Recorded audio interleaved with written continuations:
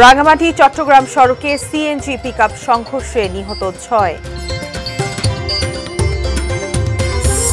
তীব্র তাপপ্রবাহে ক্ষতির মুখে লিচুর ফলন, দুশ্চিন্তায় বাগানীরা। এবং দিনের বেলায়ও মশারি টাঙিয়ে পড়ালেখা করছে শিক্ষার্থীরা, মশায় অতিষ্ঠ রংপুরবাসী।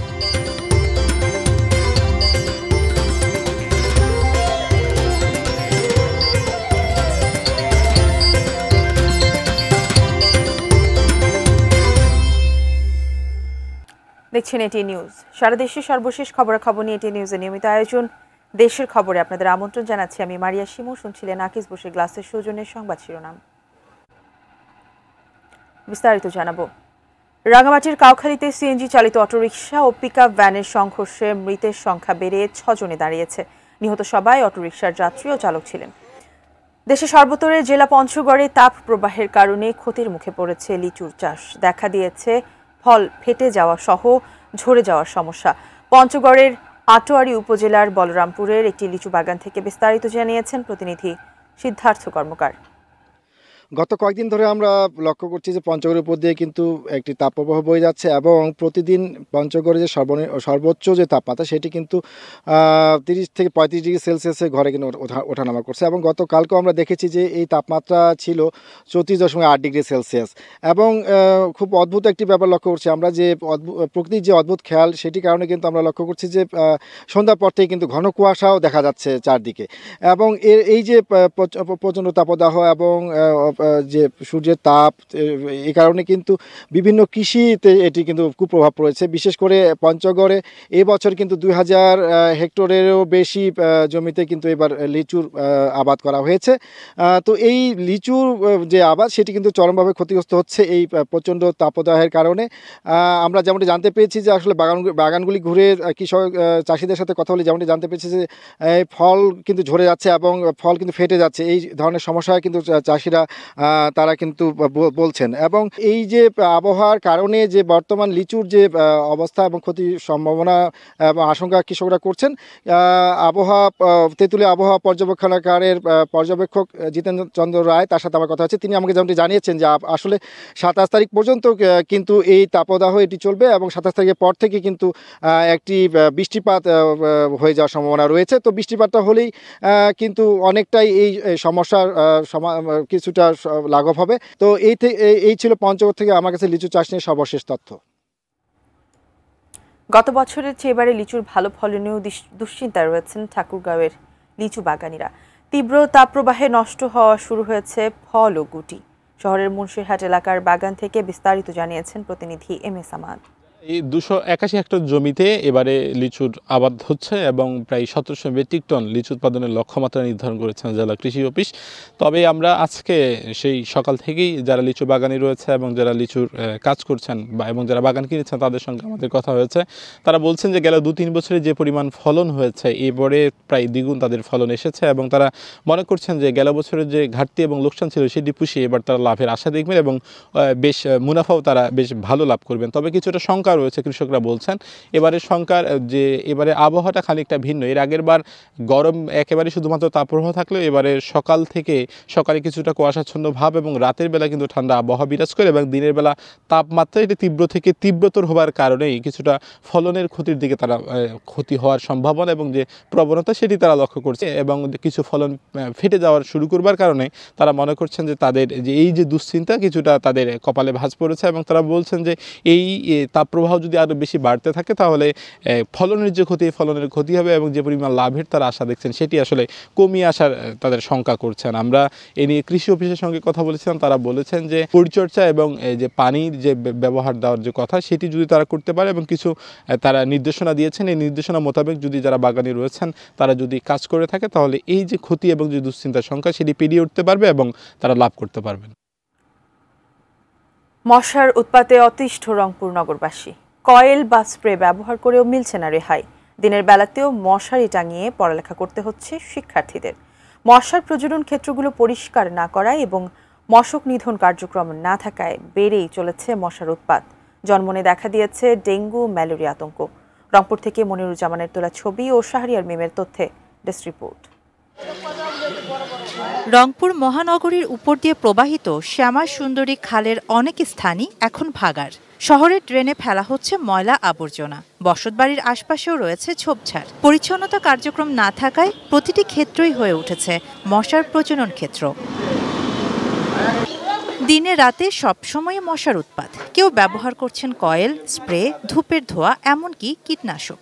দিনের বেলাও মশারি খাটিয়ে লেখাপড়া করছে শিক্ষার্থীরা, তবু যেন রক্ষা নেই।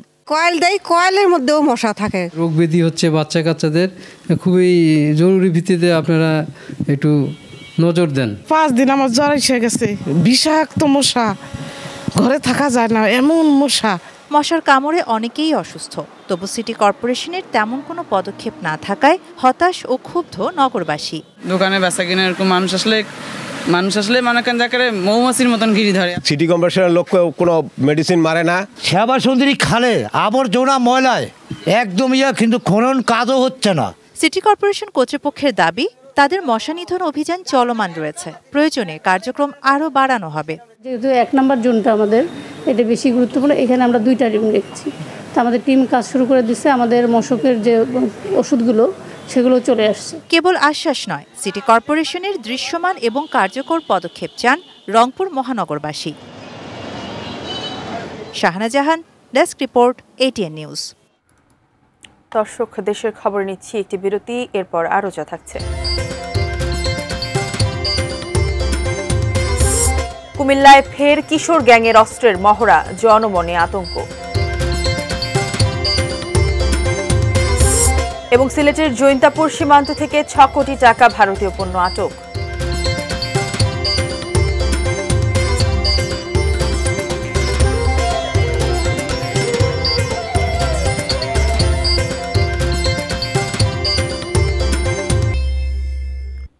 বিরতির পর আবারও ফিরে এলাম দেশের খবরে। ধন্যবাদ সঙ্গে থাকার জন্য।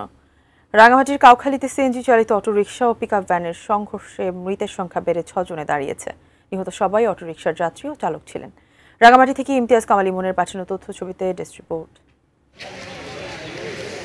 শনিবার বেতবুনিয়ায় সাপ্তাহিক হাটের দিন। হাট থেকে পণ্য কেনাবেচা করে সিএনজি অটোরিকশায় 5 যাত্রী ফিরছিলেন চট্টগ্রামে তাদের বাড়িতে। সময় তখন সকাল 10:30। রাঙামাটি চট্টগ্রাম সড়কের কাউখালী উপজেলার বেতবুনিয়ার মনারটেক আমবাগান এলাকায় হঠাৎ করেই ঘটে এই মর্মান্তিক দুর্ঘটনা।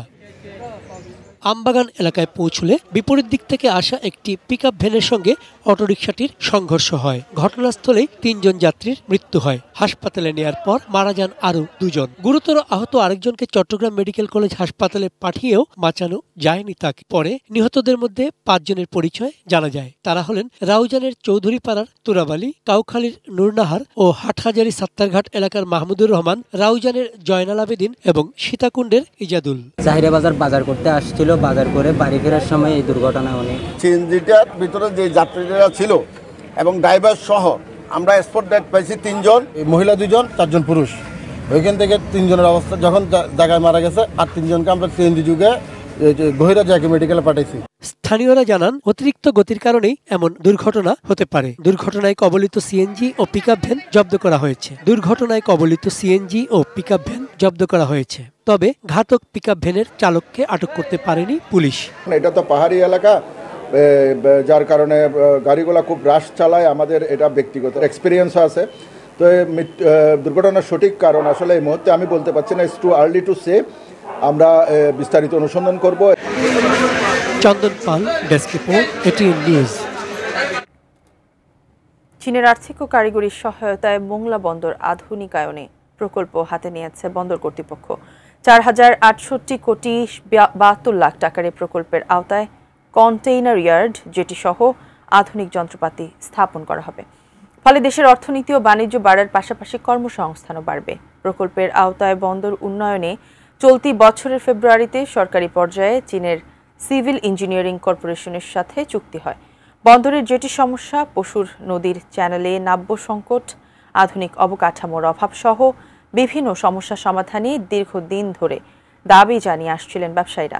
প্রকল্পটি পুরোপুরি বাস্তবায়িত হলে মোংলা আধুনিক, গতিশীল ও কর্মসংস্থানমুখী বন্দরে পরিণত হবে বলে মনে করেন সংশ্লিষ্টরা। যদি ড্রেজিং ঠিকমতো করা হয় এবং বড় জাহাজ আসতে পারে, তাহলে আমাদের মোংলা বন্দরের কস্ট অফ অপারেশন কমে যাবে। আমরা আশা করি চীনের যে তাদের যে ইনভেস্টমেন্ট এখানে আসবে, ইনভেস্টমেন্ট আসলে আমাদের এখানে প্রচুর জাহাজ আসবে, তারা এই বন্দরের নাব্যতা ঠিক রাখার জন্য চেষ্টা করবে। কুমিল্লা নগরীর 3টি এলাকায় দেশীয় অস্ত্র হাতে মহড়া দিয়েছে কিশোর গ্যাংয়ের সদস্যরা। এই ঘটনার পর বিভিন্ন স্থানে অভিযান চালিয়ে অস্ত্রসহ 3 জনকে গ্রেপ্তার করেছে পুলিশ।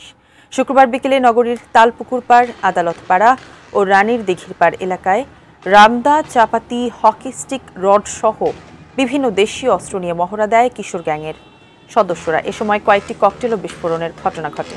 প্রকাশ্যে কিশোর গ্যাং সদস্যদের অস্ত্র হাতে এমন মহড়ায় আতঙ্কিত হয়ে পড়ে সাধারণ মানুষ। পরে বিভিন্ন এলাকায় অভিযান চালিয়ে অস্ত্রসহ 3 জনকে গ্রেপ্তার করে পুলিশ। ঘটনার সাথে জড়িতদের শনাক্ত করে দ্রুত আইনের আওতায় আনা হবে বলে জানিয়েছেন কোতোয়ালি মডেল থানার ওসি মোহাম্মদ মহিনুল ইসলাম।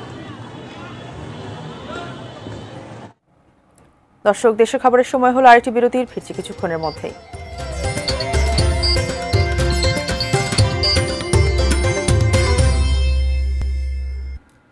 বিরতির পর আরো একবার আমন্ত্রণ, দেখছেন দেশের খবর। সিলেটের জৈন্তাপুর উপজেলার সীমান্ত এলাকায় অভিযান চালিয়ে অবৈধভাবে ভারত থেকে আনা প্রায় 6 কোটি টাকার পণ্যের চালান জব্দ করেছে বিজিবি। দুপুরে শ্রীপুর বিওপিতে আয়োজিত এক সংবাদ সম্মেলনে এই তথ্য জানানো হয়।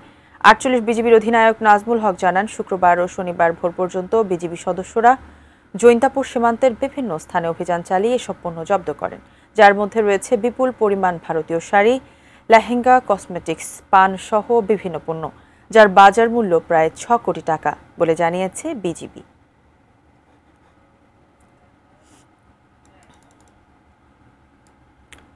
শেষ করছি হার না মানা এক জীবন যোদ্ধার সংবাদ দিয়ে।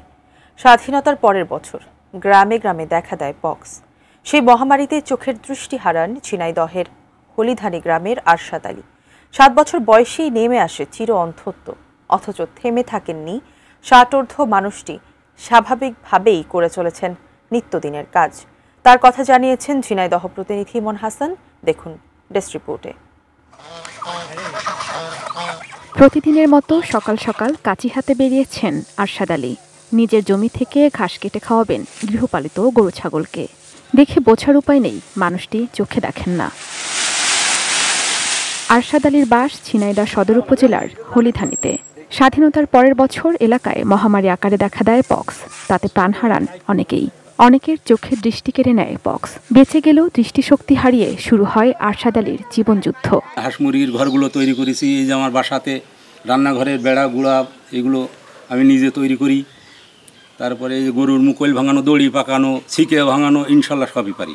একটা জিনিস হাতের ভিতরে নিয়ে আইডিয়া করবো, হয়ে যাবে। চোখে দেখেন না, তবুও পথ চিনে মাঠে ও বাজারে যেতে ভুল হয় না তার। নিজের সমস্ত কাজের পাশাপাশি করেন ঘর গেরস্থালির কাজ।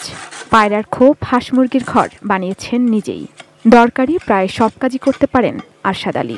কারোর কাছে কোনো ধার দেওয়া থাকে না, তার মতো সে সংসার সমস্তগুলা গুছিয়েই সে করে। যে অন্ধ মানুষ লাঠি নিয়ে হাঁটে তাও না, এটা ব্যতিক্রম মানুষ আমার কাছে মনে হয়েছে। অন্ধ ব্যক্তি কিছুই দেখতে পারে না, সে যে এইগুলো কাজগুলো করছে আসলেই একটা আশ্চর্যের বিষয়। যে সমস্ত কাজগুলো করে খুব সুন্দর সুন্দর কাজ করে, সে যা করে একজন চোখল হতে পারবে না। স্ত্রী রাফেজা খাতুন, এক সন্তান ও মাকে নিয়ে দৃষ্টিহীন আরশাদ আলীর সংসার। আমি দোয়া দিই যে আল্লাহ তাকার ভালো করে নাকুক, তারা শান্তিতে থাক, আমার ছেলেরা শান্তিতে থাক, চারটে ছেলে। Ishrat lima, desk report, ATN news. দেশের খবর শেষ করব, তবে তার আগে আকিজ বসের গ্লাসের সৌজন্যে শিরোনামগুলো আরও একবার। রাঙামাটি চট্টগ্রাম সড়কে সিএনজি পিকআপ সংঘর্ষে নিহত 6। তীব্র তাপপ্রবাহে ক্ষতির মুখে লিচুর ফলন, দুশ্চিন্তায় বাগানীরা। দিনের বেলায় মশারি টাঙিয়ে পড়ালেখা করছে শিক্ষার্থীরা, মশায় অতিষ্ঠ রংপুরবাসী। কুমিল্লায় ফের কিশোর গ্যাংয়ের অস্ত্রের মহড়া, জনমনে আতঙ্ক। এবং সিলেটের জৈন্তাপুর সীমান্ত থেকে 6 কোটি টাকার ভারতীয় পণ্য আটক।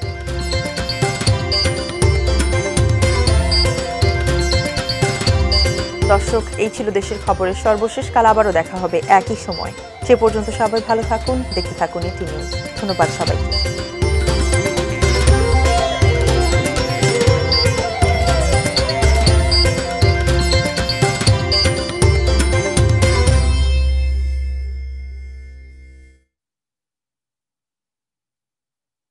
দেশের খবর যাবে তো না? Sorry, around the world.